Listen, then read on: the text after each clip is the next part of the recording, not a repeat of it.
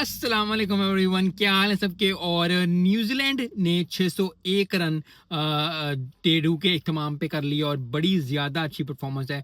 400 plus run की lead हो गई है, बड़े टफ हो जाएगा अब जिम्बाब्वे के लिए।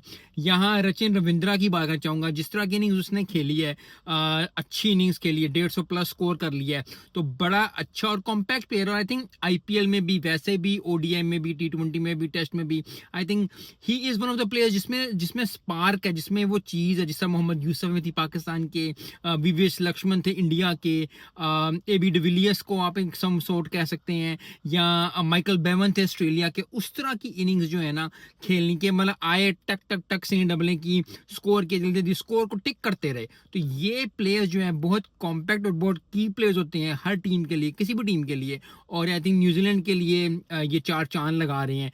अच्छा स्कोर 100 प्लस के स्ट्राइक रेट से खेलना टेस्ट में तो बड़ी खूबसूरत बात है।